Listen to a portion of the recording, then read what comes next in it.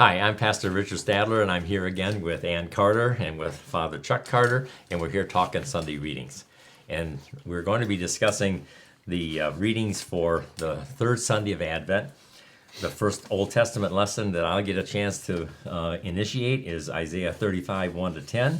And then Ann will lead us through a discussion of James chapter 5, verses 7 to 10. And Father Chuck will lead us through Matthew chapter 11, verses 2 to 15. A reading from Isaiah. The wilderness and the dry land shall be glad. The desert shall rejoice and blossom. Like the crocus, it shall blossom abundantly, and rejoice with joy and singing. The glory of Lebanon shall be given to it, the majesty of Carmel and Sharon. They shall see the glory of the Lord, the majesty of our God. Strengthen the weak hands and make firm the feeble knees. Say to those who are of a fearful heart, be strong, do not fear. Here is your God. He will come with vengeance, with terrible recompense. He will come and save you. Then the eyes of the blind shall be opened, and the ears of the deaf unstopped. Then the lame shall leap like a deer, and the tongue of the speechless sing for joy. For waters shall break forth in the wilderness, and streams in the desert. The burning sand shall become a pool, and the thirsty ground springs of water. The haunt of jackals shall become a swamp. The grass shall become reeds and rushes.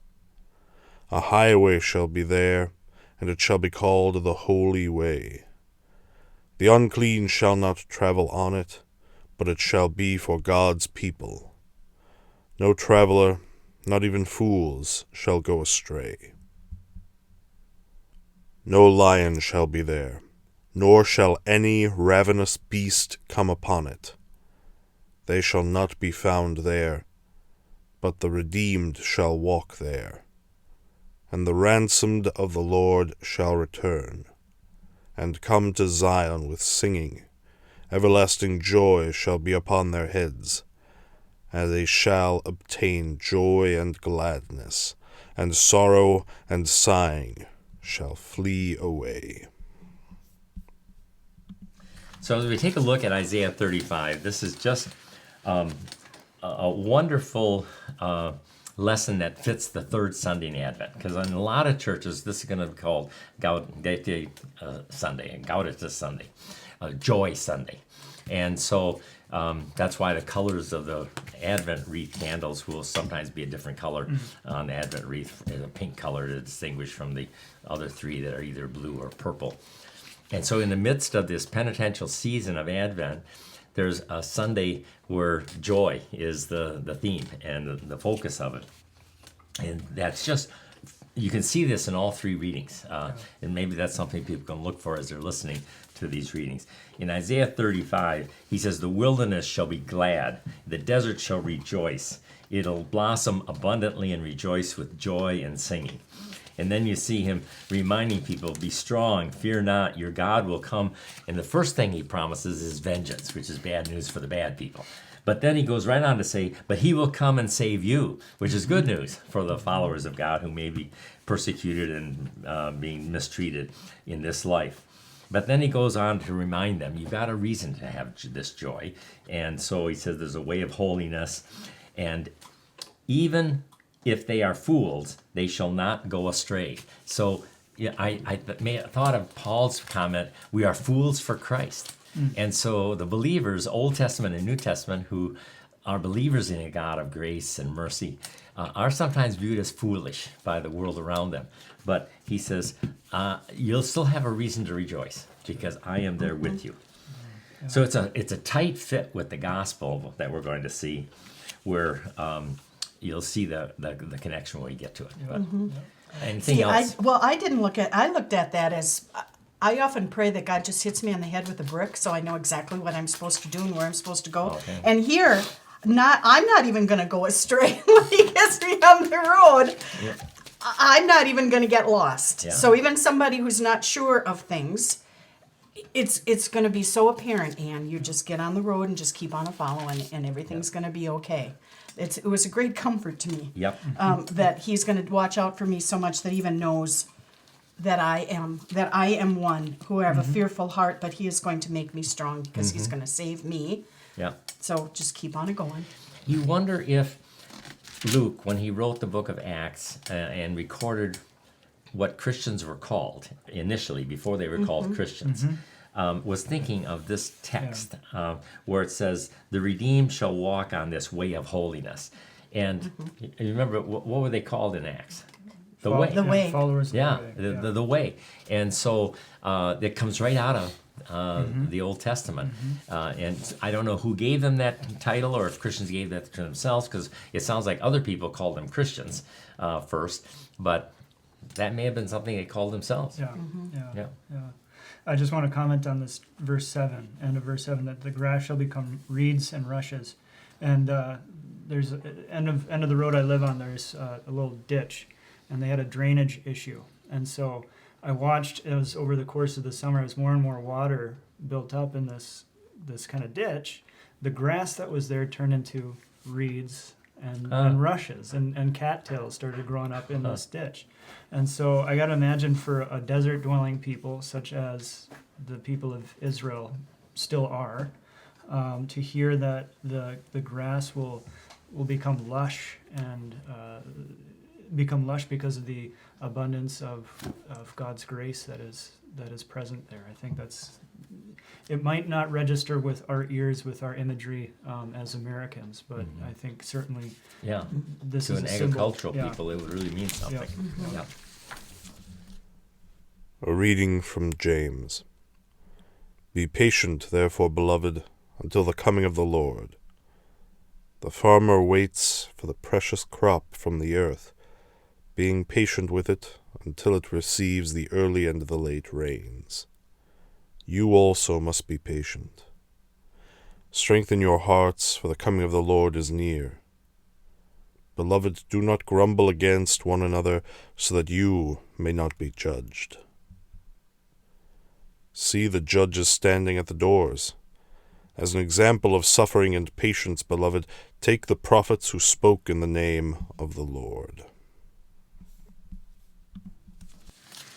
So, To James, James chapter 5, 7 through 11. I when I went through all three of these, I highlighted common words. And in Isaiah chapter 4, he will come. In James chapter 5, verse 7, the coming of the Lord. And in Matthew, are you the one who is to come? There is something that is going to happen, and we are waiting for it, and it is the arrival of the Lord. Be patient, therefore, beloved, until the coming of the Lord. As the farmers, back to agriculture, he waits. We must be patient. We must be strong. Don't grumble. And I thought this was great, too. It's such imagery. Don't grumble against one another so that you may not be judged. See, the judge is standing at the door. And I went right to a classroom where all the kids are talking. And the teacher comes in and just stands there. And everybody's quiet. Don't live as though you're not being watched. Because when he comes, you need to be ready. that's the whole thing here, I think, is a state of, Yep. how do you live in a state of readiness? Well, one is not by devouring each other, Yeah. but by showing compassion for one another. And then there's other things that he is very practical about. Yeah. He ends with this thing about swearing. Let your yes be yes and your no be no. That's enough. You don't have to say, by God, or call down the whole authority of heaven as your witness. And we all have known people who have gone to excesses in swearing and who have really created more harm than good. And so his reminder is don't frivolously call on the authority of God to support what you're saying. If you have a reputation for speaking the truth, you won't need to swear. Yeah. Live a life of integrity, and people will trust the word that comes out of your mouth. Yeah, that's right. Yeah. So there's some good reminders in this reading. How does that take us to the gospel? The Holy Gospel according to Matthew. When John heard in prison what the Messiah was doing, he sent word by his disciples and said to him, "Are you the one who is to come, or are we to wait for another?" Jesus answered them, "Go and tell John what you hear and see. The blind receive their sight, the lame walk, the lepers are cleansed, the deaf hear, the dead are raised, and the poor have good news brought to them. And blessed is anyone who takes no offense at me." As they went away, Jesus began to speak to the crowds about John. "What did you go out into the wilderness to look at? A reed shaken by the wind? What then did you go out to see? Someone dressed in soft robes? Look, those who wear soft robes are in royal places. What then did you go out to see? A prophet? Yes, I tell you, and more than a prophet. This is the one about whom it is written, 'See, I am sending my messenger ahead of you, who will prepare your way before you.' Truly I tell you, among those born of women, no one has arisen greater than John the Baptist. Yet the least in the kingdom of heaven is greater than he. From the days of John the Baptist until now, the kingdom of heaven has been subjected to violence, and violent people have been raiding it. For all the prophets and the law prophesied until John, and if you are willing to accept it, he is the Elijah who was to come. Whoever has ears, let them hear." If we look here in James, we have, I'll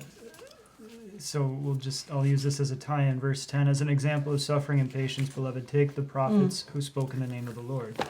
And here in Matthew chapter 11, verses 12 through 15, we have John, the prophet, who is patiently enduring in prison. And he sends word by his disciples to Jesus to ask, "Are you the one who is to come, or are we to wait for another?"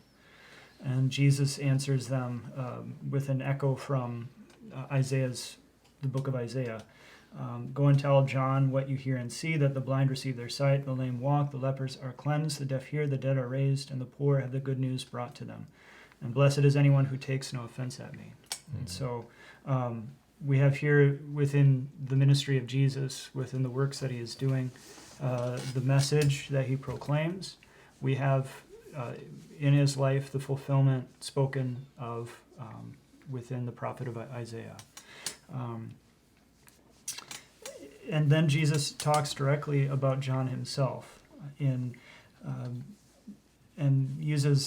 identifies him immediately with Elijah at the end of this, verse 14. "If you are willing to accept it, he is Elijah who is to come. Let anyone with ears listen." Now, I guess, why might this have been something that the people listening to him would want to hear? Why is it important that he talks about Elijah? And the prophecy, the belief, the tradition was that before the Messiah would come, Elijah would come first. Elijah would return first. And so Jesus says that in John, if you're willing to accept it, you have Elijah. Which implies something about who Jesus is. Exactly. Yeah. Yep, exactly. Right. Yep. Exactly. Yeah. Well, and isn't it interesting that these questions from John, and I can't say definitively because we don't have a biography of John here, but do they suggest that maybe he thought Jesus would do everything he was preaching about the Messiah doing all at his first coming? And he's going to bring vengeance, he's going to bring judgment on all the evildoers, and he's going to restore the kingdom and have all this peace and tranquility.